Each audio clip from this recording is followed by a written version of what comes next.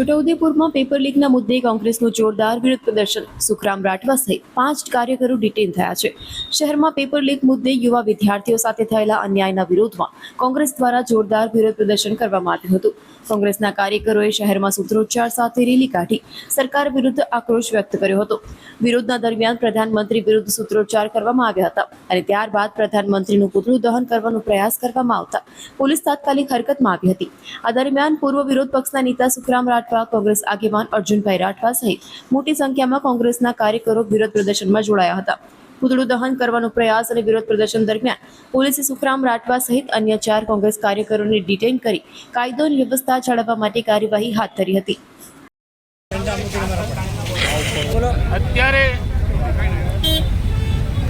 જે ચાલી રહ્યું છે દિલ્હીમાં, એના પડઘા માત્ર દિલ્હી નહીં પણ આખા દેશના અલગ અલગ રાજ્યોમાં પડી રહ્યા છે.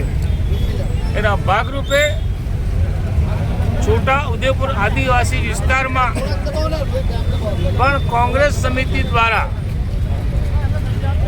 પેપર લીકના મુદ્દે વિદ્યાર્થીઓને ન્યાય મળવો જોઈએ ને ન્યાય મળતો નથી.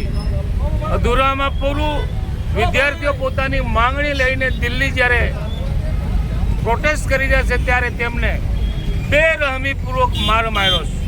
અને એના વિરોધમાં વિદ્યાર્થીઓના સમર્થનમાં અમારી તાલુકા કોંગ્રેસ સમિતિ, જિલ્લા કોંગ્રેસ સમિતિ પૂરા સમર્થનમાં આજે ઉતરી છે.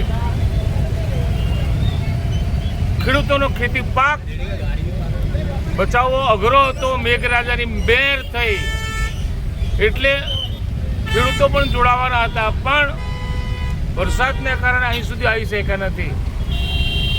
મોટી સંખ્યામાં બધા ભેગા થઈને દરેક તાલુકા દીઠ અલગ અલગ જગ્યાએ અમે આ સરકારના નિર્ણયનો વિરોધ કરવાના છે.